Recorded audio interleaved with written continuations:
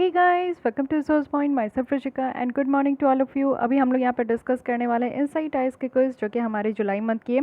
तो काफ़ी टॉपिक हम लोग कंप्लीट कर चुके हैं, काफ़ी नहीं सिर्फ एक ही किए। इकॉनमी हमारी कंप्लीट हो गई। आज हम लोग यहाँ पे इन्वायरमेंट स्टार्ट करने वाले। सो अगर आप लोग को प्रीवियस लेसन यहाँ पे सॉल्व करनी है, प्रीवियस क्विज़ या फिर प्रीवियस मंथ की क्विज़ आप लोग को सॉल्व करनी है, तो आप लोग जो है तो आप मेरे चैनल को सब्सक्राइब कीजिए। प्लेलिस्ट में आकर आप लोग देख सकते हो। चलिए स्टार्ट करते हैं आज हम लोग इकोलॉजी के यहाँ पे कुछ क्वेश्चंस। तो फर्स्ट क्वेश्चन यहाँ पे देखते हैं, इंडिया में इनमें से कौन सी फॉलोइंग है जिसको कि यहाँ पे एग्जॉटिक वाइल्ड लाइफ स्पेसीज कहा जा रहा है, या फिर इसके बारे में आपको बताना है। फर्स्ट है कि एनिमल, जिसको यहाँ पे अपेंडाइसिस 1, सेकेंड, थर्ड में रखा गया है, जो कि साइट्स का है, wild fauna and flora. Sites stand for convention on the international trade in endangered species of wild fauna and flora. Second है कि जो भी स्पेसीज़ यहाँ पे आपका वाइल्ड लाइफ प्रोटेक्शन एक्ट 1972 के स्कीड्यूल से है, वो सारे स्पेसीज़ को यहाँ पे एक्जॉटिक वाइल्ड लाइफ स्पेसीज़ कहा जाता है। तो किसको कहा जाता है ये आपको बतानी है। Okay, so first only, second only, both या फिर नीदर। तो यहाँ पे अगर बात करूँ, देखिए इस बार की कुछ क्वेश्चन थोड़ी ट्रिकी है बट नॉट सो ईजी और नॉट सो टफ कि आप उसको जो है बिल्कुल भी अटेम्प्ट ना कर सको। प्लीज़ ट्राई करो, पॉज करो और अपने से ट्राई करो। अपने आंसर को ज़रूर टिक मार्क कर लीजिए मेरे आंसर बताने से पहले। सो यहाँ पे करेक्ट आंसर यहाँ पे ए हो गई, क्योंकि फर्स्ट स्टेटमेंट यहाँ पे करेक्ट है, सेकंड यहाँ पे इनकरेक्ट है। आइए देखते हैं डिटेल में इसके बारे में। जो environment ministry wild life division है, उनके द्वारा नया रूल्स यहाँ पे इंट्रोड्यूस किया गया है, जिनके थ्रू वो यहाँ पे एक्जॉटिक वाइल्ड लाइफ स्पेसीज़ को इंपोर्ट और एक्सपोर्ट करने के लिए अच्छा खासा जो है रूल्स रेगुलेशंस उनके द्वारा रखा गया है। अभी आप लोग देखोगे कि इस न्यू रूल्स में क्या है कि जितने भी एनिमल्स हैं और जो बर्ड्स है जिनको यहाँ पे रजिस्टर किया गया है स्टॉक में, तो उनके ओनर और प्रोसेसर्स को जो है ना, वो यहाँ पे chief wild life warden of their state के साथ उनको जो है रजिस्टर करना ज़रूरी है। साथ ही साथ अगर हम लोग देखें, ये जो एडवाइजरी है ये रिसेंटली आपका इशू किया गया है और कहा गया है कि जो एक्जॉटिक वाइल्ड लाइफ स्पेसीज़ है, इसका मतलब है कि वो एनिमल जो कि अपेंडाइसिस फर्स्ट, सेकेंड और थर्ड में आते हैं साइट्स के, और ये इनको जो है ना यहाँ पे schedule of the wild life protection act के तहत जो है आपका इंक्लूड नहीं किया जाता है। तो एक्जॉटिक वाइल्ड लाइफ स्पेसीज जो है वो साइट्स के अंदर आते हैं, वाइल्ड लाइफ प्रोटेक्शन एक्ट के अंदर नहीं आते हैं। फाइन। अगर हम लोग world wild life crime report 2016 के हिसाब से देखें, जो कि यूनाइटेड नेशन का है, तो यहाँ पे कहा गया है कि क्रिमिनल्स जो है इलीगली आपका ट्रेडिंग प्रोडक्ट है, जिसमें कि 7000 स्पेसीज जो है ना यहाँ पे गलत तरीके से इनका जो है ट्रेड होता है, तो इसलिए ध्यान रखना है। Coming to the second question, Polycrack technology, recently ये न्यूज़ में था, आपको बताना है कि किस चीज़ों से ये रिलेटेड है। फर्स्ट है कि बी कीपिंग, जो कि कंट्रोल्ड इन्वायरमेंट में हो। सेकंड है कि अर्थक्वेक रेसिस्टेंस स्ट्रक्चर बनाना। थर्ड है कि फेक पासपोर्ट और जो करेंसी नोट है उनको डिटेक्ट करना। और फोर्थ है कि फीड स्टॉक को हाइड्रोकार्बन लिक्विड फ्यूल में कन्वर्ट करना। So which of the following is correct relating to the Polycrack technology? So correct option will be D, converting feedstock into hydrocarbon liquid fuel.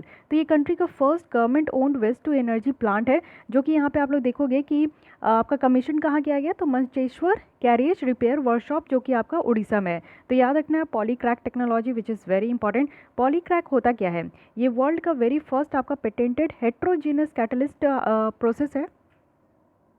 Multi stock जो feedstock है उसको convert करना है, multiple feed stock को, वो भी hydrocarbon liquid fuel में या गैसेस में या कार्बन में या फिर वाटर में। जो भी वेस्ट जनरेट होता है, अब उसको फीडर मटेरियल्स इसको बनाना है, वो भी वेस्ट टू एनर्जी प्लांट में। तो ये चीज़ें याद रखिएगा। Coming to the third question, यहाँ पे आपका रखा गया है शेड्यूल 5, जो कि वाइल्ड लाइफ प्रोटेक्शन एक्ट 1972 का है। आपको करेक्ट स्टेटमेंट बतानी है। फर्स्ट है कि जो स्टेट गवर्नमेंट है उनको यहाँ पे नोटिफाई किया जाएगा और डिक्लेयर किया गया है कि कोई भी वाइल्ड एनिमल अदर देन वो जो कि शेड्यूल 1 और part second of schedule second में जो आपका डिक्लेयर किया गया है, उनको यहाँ पे वर्मिन कहा जाता है। तो वो स्पेसीज़ के अलावा जो कि शेड्यूल 1 और शेड्यूल 2 के पार्ट सेकंड में जो भी स्पेसीज़ है यहाँ पे, उनके अलावा जो स्पेसीज़ है उनको वर्मिन यहाँ पे नोटिफाई किया गया है। सेकेंड है कि जो हंटेड वाइल्ड लाइफ है उनको यहाँ पे कंसीडर किया गया है गवर्नमेंट प्रॉपर्टी जैसा, और रेस्ट्रिक्शन इम्पोज किया गया है कि कैसे ये कारकासेस जो है वो इम्पोज होगा। थर्ड है कि अगर हम लोग वाइल्ड बोर के अर्लियर देखें, तो वाइल्ड बोर, रेसस मैकाओ और नीलगाई जो है ना, इनको यहाँ पे डिक्लेयर किया गया था एज अ वर्मिन। तो आपको बताना है कि करेक्ट कौन सा है, first and second, first and third, second and third, first second third. तो यहाँ पे अगर हम लोग करेक्ट ऑप्शन की बात करें, तो फर्स्ट स्टेटमेंट बिल्कुल करेक्ट इनकरेक्ट है, सेकंड और थर्ड यहाँ पे करेक्ट है, सो हमारा correct option will be C हो गया। आइए डिटेल देख लेते हैं। जो वाइल्ड लाइफ प्रोटेक्शन एक्ट का यहाँ पे सेक्शन 62 है, उसके अंदर ये डिक्लेयर किया गया है कि कुछ सर्टेन एनिमल्स को यहाँ पे वर्मिन कहा जाता है। State can send a list of wild animals to the centre requesting it to declare them vermin. So vermin कहने का मतलब है कि वैसे छोटे छोटे एनिमल होते हैं जो कि आपका डिस्ट्रॉय करते हैं, उनको किसी तरीके का डिजीज़ होता है और वो कुछ क्रॉप्स और प्लांट्स को जो है डिस्ट्रॉय करते हैं। जैसे कि रैट्स वगैरह है, अगर उसमें कुछ भी तरीके की डिजीज़ हो जाती है तो वो यहाँ पे क्रॉप्स और जो प्लांट्स होते हैं उसको डिस्ट्रॉय करते हैं।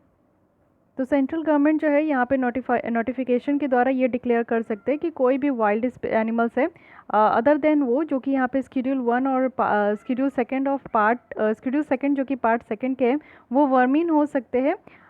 ठीक है, ओके, तो ये ध्यान रखिएगा। यहाँ पे सेंट्रल गवर्नमेंट नोटिफिकेशन दे सकते हैं और स्टेटमेंट में आपका क्या है कि स्टेट गवर्नमेंट्स है। दैट्स वाई यहाँ पे फर्स्ट स्टेटमेंट आपका इनकरेक्ट हो गया। ओके, सेकंड और थर्ड यहाँ पे करेक्ट है। और यहाँ पे लॉ है आपका वाइल्ड लाइफ प्रोटेक्शन एक्ट, जो कि यहाँ पे हर एक स्टेट के चीफ वाइल्ड लाइफ वार्डन को यहाँ पे आपका एम्पावर किया गया कि वो हंटर्स को ऑथराइज कर सकते हैं कि एनिमल्स को किल करे उस रीजन में जहाँ पे वो प्रूव किए गए हैं इंस्टेंस। ओके, इट मीन्स कि यहाँ पे जो भी एनिमल्स को जो आपका कल किया गया यानी कि मारा गया उस रीजन में, तो अगर प्रूफ हो जाता है कि वो कुछ एनोइंग एक्टिविटी किए हैं तो फिर उनको जो है ना यहाँ पे इस हंटर्स को ऑथराइज भी किया जाएगा। ठीक है, coming to the fourth question, यहाँ पे बताना है, यहाँ पे फोर्थ क्वेश्चन है स्टॉकहोम डिक्लेरेशन 1972 ये न्यूज़ में है, किस चीज़ से रिलेटेड है? फर्स्ट है कि इंटरनेशनल ट्रेड को रेगुलेट करना जो कि कन्वेंशनल वेपन्स के ऊपर है। सेकंड है ग्लोबल सिक्योरिटी एंड थर्ड है इन्वायरमेंट एंड डेवलपमेंट, फोर्थ है विमेन एम्पावरमेंट। सो यहाँ पे करेक्ट ऑप्शन है सी, इट मीन्स की इन्वायरमेंट एंड डेवलपमेंट। इस तरीके का डिक्लेरेशन भी पूछा जाता है तो आपको ये क्लियर होना होगा कि कौन सा डिक्लेरेशन किस चीज़ से रिलेटेड है। यूनाइटेड नेशन कॉन्फ्रेंस जो कि यहाँ पे आपका ह्यूमन इन्वायरमेंट के ऊपर है, ये आपका स्टॉकहोम में हुआ था, स्वीडन की एक सिटी है और 1972 में हुआ था। तो इसी मीटिंग से ये आपका डिक्लेरेशन निकल कर आया जिसमें कि 26 प्रिंसिपल है जो कि आपके इन्वायरमेंट और डेवलपमेंट में यहाँ पे काम किया गया है। 109 रिकमेंडेशन भी यहाँ पे दिया गया है। Okay, coming to the fifth question, ये है decarbonising transport in emerging economic project से रिलेटेड। करेक्ट आपको बताना है। फर्स्ट है कि नीति आयोग के द्वारा इंस्ट्रूमेंटल यहाँ पे आपका दिया गया था जो कि लॉन्च किया गया है कि decarbonising transport in emerging economics project in India. Second है कि ये जो प्रोजेक्ट है ना ये इंडिया को हेल्प करेगा कि एक पाथवे को डेवलप करने के लिए, वो भी कहाँ, तो लो कार्बन ट्रांसपोर्ट सिस्टम्स हैं। थर्ड है कि आउट ऑफ द जो टोटल यहाँ पे अगर हम लोग कार्बन डाइऑक्साइड इमिशन देखें इंडिया में तो मोर देन 50% जो है वो ट्रांसपोर्ट सेक्टर से ही आता है। तो आपको करेक्ट बताना है first and second, first and third, second and third, first second third. So fifth की यहाँ पे करेक्ट आंसर देखिए थर्ड स्टेटमेंट बहुत ज़्यादा वेग नहीं लग रहा है कि मोर देन 50%, एक ही सेक्टर से मोर देन 50% कार्बन इमिशन होगा क्या? तो थर्ड स्टेटमेंट यहाँ पे इनकरेक्ट है और जैसे ही आप थर्ड स्टेटमेंट एलिमिनेट करोगे आपका आंसर आ जाएगा जो कि यहाँ पे ए है। So first and second statement यहाँ पे करेक्ट है। आइए देख लेते हैं। नीति आयोग और जो international transport forum of OECD है उनके द्वारा लॉन्च किया गया है कि डीकार्बोनाइज करना है ट्रांसपोर्ट को, वो भी यहाँ पे इमर्जिंग इकोनॉमीज प्रोजेक्ट में। इट मीन्स कि ट्रांसपोर्ट सेक्टर्स में जो यहाँ पे आपका कार्बन बहुत ज़्यादा इमीट हो रहा है उसको कम करना है। सो ये एक एम्बिशियस 5 ईयर प्रोजेक्ट है जिसमें कि इंडिया को काफ़ी हेल्प होगा कि अपनी जो कार्बन ट्रांसपोर्ट सिस्टम है उसको कम कर पाएगा। ठीक है, और टोटल आप लोग देखोगे जो कार्बन डाइऑक्साइड इमिशन होता है 13% ही ये सिर्फ आपका ट्रांसपोर्ट सेक्टर से होता है। तो ये चीज़ आपको ध्यान रखना है। ठीक है, ट्रिपल हो चुका है 1990 के कंपैरिजन में देखें तो। और जो ट्रांसपोर्ट सेक्टर है वो third most greenhouse gas emitter sector है अगर हम लोग मेजर कंट्रीब्यूशंस की बात करें। Coming to the sixth question, यहाँ पे है conservation reserve and community reserve के बारे में, तो आपको करेक्ट बताना है। फर्स्ट है कि conservation reserve and community reserve जो कि इंडिया में है, यहाँ पे प्रोटेक्टेड एरिया को शो करता है जो भी इंडिया में है और टिपिकली ये एक बफर जोन जैसा काम करता है जितने भी नेशनल पार्क है। सेकंड है कि ये जो कैटेगरीज है ये फर्स्ट इंट्रोड्यूस हुआ था इन्वायरमेंट प्रोटेक्शन एक्ट 1986 में। थर्ड है कि लक्षद्वीप आइलैंड जो है रिसेंटली यहाँ पे अनाउंस किया गया है कि वर्ल्ड का first conservation area for a sea cucumber इसके लिए आपका बनाया गया है। सो करेक्ट कौन सा है? First and second, second and third, first and third, first only. So यहाँ पे करेक्ट की बात करें तो फर्स्ट स्टेटमेंट एब्सोल्युटली करेक्ट है। Conservation reserves and community reserves जो इंडिया में है वो आपका यहाँ पे प्रोटेक्टेड एरिया को ही दिखाता है और एक तरीके के बफर जोन जैसा ये आपका एक्ट करता है डिफरेंट आपके जितने भी नेशनल पार्क है। और थर्ड भी यहाँ पे करेक्ट है क्योंकि ये आपका जो है करंट अफेयर्स का न्यूज़ है। तो first and third statement correct है, सो हमारा correct option will be C. आइए देख लेते हैं सेकंड स्टेटमेंट क्यों नहीं करेक्ट है। लक्षद्वीप आइलैंड को यहाँ पे वर्ल्ड का फर्स्ट कंजर्वेशन एरिया बताया गया है, वो भी सी क्यूक्यूम्बर के लिए जो कि इंडेंजर्ड में आता है, इंडेंजर्ड इसकी कैटेगरी है। और साथ ही साथ अगर देखें कंजर्वेशन देखिए, कंजर्वेशन रिजर्व जो है एक प्रोटेक्टेड एरिया है, जो कि यहाँ पे आपका यूनियन इन्वायरमेंट मिनिस्ट्री के द्वारा इसको कैटेगराइज किया गया है वाइल्ड लाइफ अमेंडमेंट एक्ट 2002 के तहत। ठीक है, तो ये ध्यान रखिएगा, यही चीज़ यहाँ पे बताई गई है। Coming to the 7th question, यहाँ पे वेटलैंड से रिलेटेड है, आपको करेक्ट बताना है। फर्स्ट है कि इंडिया में अगर देखें तो वेटलैंड जो रेगुलेट किया गया है वो इन्वायरमेंट रूल्स 1986 के तहत किया गया है। सेकंड है कि वेटलैंड इंटरनेशनल एक independent not for profit global organisation है, जो कि काम करते हैं वेटलैंड को रीस्टोर करने के लिए और उसके रिसोर्सेज को, वो भी लोगों के लिए और बायोडाइवर्सिटी के लिए। सो यहाँ पे करेक्ट कौन सा है? आपको बहुत सिंपल लग रहा होगा, बट ये इतना सिंपल नहीं है, थोड़ा सा रुक के ही इसको सॉल्व कीजिएगा। First only, second only, both या फिर नीदर।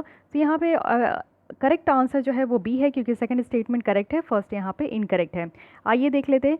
वेटलैंड को जो रेगुलेट किया जाता है वो वेटलैंड रूल्स 2017 के थ्रू किया जाता है, ना कि इन्वायरमेंट रूल्स 1986 के तहत किया जाता है। वेटलैंड इंटरनेशनल जो है एक ग्लोबल ऑर्गेनाइजेशन है, जो कि जितने भी वेटलैंड है ऑल ओवर द वर्ल्ड में उसको रिस्टोरेशन का काम किया जाता है। ये इंडिपेंडेंट है और ग्लोबल यहाँ पे ऑर्गेनाइजेशन है, जिसको कि गवर्नमेंट और NGOs के द्वारा इसको सपोर्ट किया जाता है। वेटलैंड की बात करें तो वेटलैंड में आपका back water, lagoon, cracks, estuary, ये सारी चीज़ें आती है। ठीक है, 8 क्वेश्चन में आते हैं, जो कि आपका है state of India's bird 2020 report.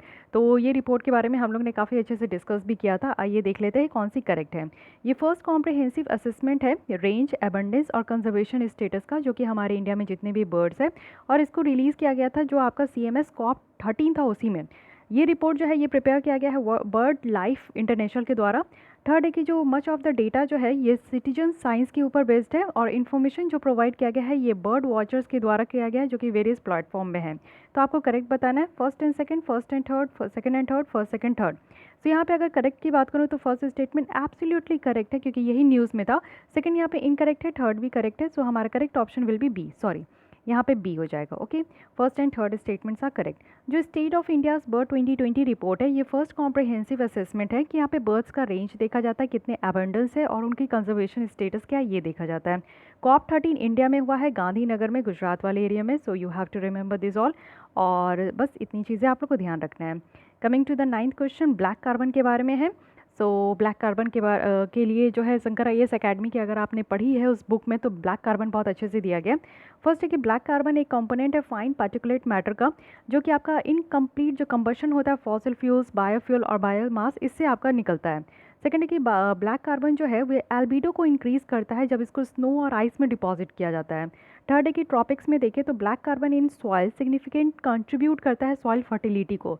सो कौन से यहाँ पे करेक्ट ऑप्शन ये आपको बताना है, first and second, first and third, second and third, first वाली।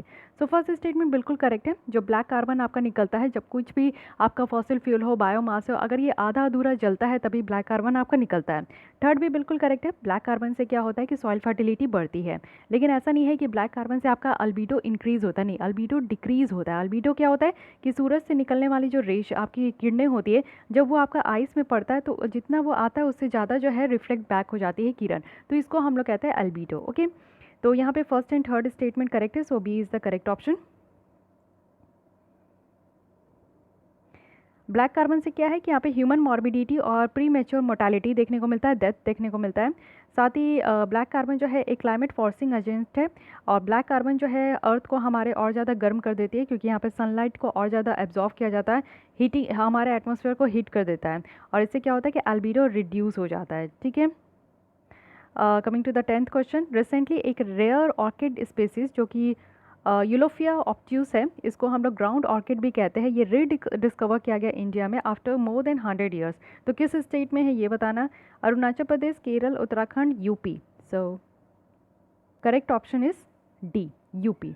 आप लोग को अरुणाचल प्रदेश लग रहा होगा, बट नहीं, ये नहीं है। एक रेयर है ऑर्किड स्पेसीज जो कि फिर से यहाँ पे देखने को मिला है कि रीडिस्कवर हुआ है, और ये दुधवा टाइगर रिजर्व में आपको ये स्पेसीज देखने को मिलेगा। तो ये आपका टाइगर रिजर्व भी न्यूज़ में आ गया, तो इसको भी देख लीजिएगा।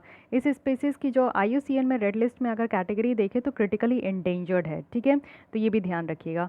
सो गाइस, आज के लिए बस इतना ही। हाँ, ये देख लीजिए, आपका ये है आपकी ऑर्किड, बहुत ही खूबसूरत होती है, अनोखी फ्लावर्स है। सो चलिए, तो ये आज के लिए 10 क्वेश्चंस हो गए। आपके कितने आउट ऑफ 10 मार्क्स आए ज़रूर मेरे साथ शेयर कीजिए, और रेस्ट ऑफ द क्वेश्चंस को कल हम लोग सॉल्व करेंगे। तो अगर आपको ये लेसन अच्छी लगती है, हेल्पफुल लगती है, तो लाइक कीजिए, अपने दोस्तों के साथ शेयर कीजिए। फिर भी कोई डाउट, कोई सजेशंस है तो आप कमेंट कर सकते हैं, एंड मेक श्योर कि आपने मेरे चैनल को सब्सक्राइब कर लिया है। Thank you.